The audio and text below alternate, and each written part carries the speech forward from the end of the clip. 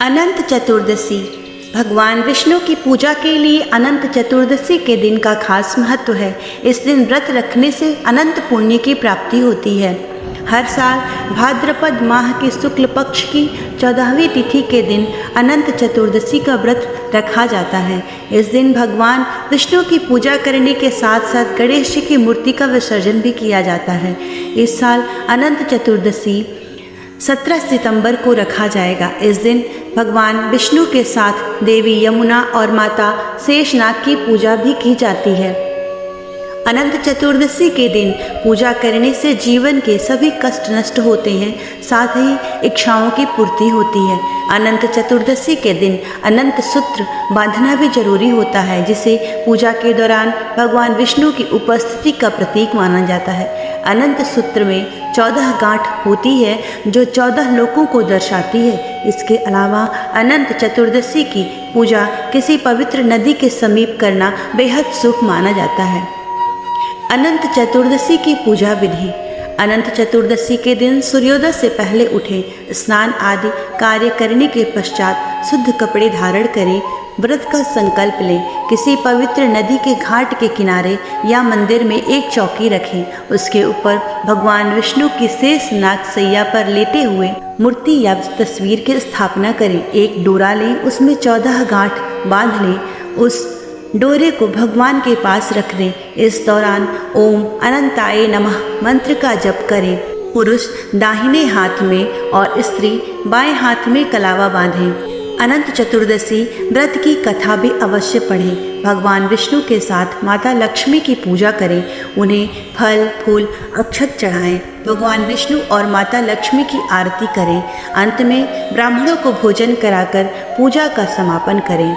अनंत चतुर्दशी व्रत कथा। एक बार महाराज युधिष्ठिर ने राजसूय यज्ञ किया।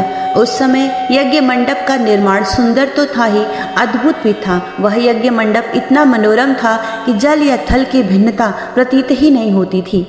जल में स्थल तथा स्थल में जल की भांति प्रतीत होती थी।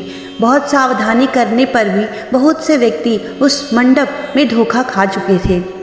एक बार कहीं से टहलते टहलते दुर्योधन भी उस यज्ञ मंडप में आ गया और एक तालाब को स्थल समझकर उसमें गिर गया। द्रौपदी ने यह देखकर अंधों की संतान अंधे कहकर उनका उपहास किया, जिससे दुर्योधन चिढ़ गया। यह बात उनके हृदय को बाण के समान लगी। उसके मन में द्वेष उत्पन्न हो गया और उसने पांडवों से बदला लेने की ठान ली। उसके मस्तिष्क में उस अपमान का बदला लेने के लिए विचार उपजने लगे। उसने बदला लेने के लिए पांडवों को द्युत क्रीड़ा में हराकर उस अपमान का बदला लेने की सोची। उसने पांडवों को जुए में पराजित कर दिया। पराजित होने पर प्रतिज्ञा अनुसार पांडवों को 12 वर्ष के लिए वनवास भोगना पड़ा। वन में रहते हुए पांडव अनेक कष्ट सहते रहे। एक दिन भगवान कृष्ण जब मिलने आए, तब युधिष्ठिर ने उनसे अपना दुख कहा और दुख दूर करने का उपाय पूछा। तब श्री कृष्ण ने कहा, हे युधिष्ठिर, तुम विधि पूर्वक अनंत भगवान का व्रत करो। इससे तुम्हारा सारा कष्ट दूर हो जाएगा और तुम्हारा खोया हुआ राज्य पुनः प्राप्त हो जाएगा। अनंत चतुर्दशी की एक अन्य कथा भी प्रचलित है। प्राचीन काल में सुमंत नाम का एक नेक तपस्वी ब्राह्मण था। उसकी पत्नी का नाम था दीक्षा। उसकी एक परम सुंदरी, धर्मपरायण तथा ज्योतिर्मयी कन्या थी, जिसका नाम सुशीला था। सुशीला जब बड़ी हुई तो उसकी माता दीक्षा की मृत्यु हो गई। पत्नी के मरने के बाद सुमंत ने कर्कसा नामक स्त्री से दूसरा विवाह कर लिया। सुशीला का विवाह ब्राह्मण सुमंत ने कौंडिन्य ऋषि के साथ कर दिया। विदाई में कुछ देने की बात पर कर्कसा ने दामाद को कुछ ईंटें और पत्थरों के टुकड़े बांध कर दे दिए। कौंडिन्य ऋषि दुखी हो अपनी पत्नी को लेकर अपने आश्रम की ओर चल दिए, परंतु रास्ते में ही रात हो गई। वे नदी तट पर संध्या करने लगे। सुशीला ने देखा वहां पर बहुत सी स्त्रियां सुंदर वस्त्र धारण कर किसी देवता की पूजा कर रही थीं। सुशीला के पूछने पर उन्होंने विधि पूर्वक अनंत व्रत की महत्ता बताई।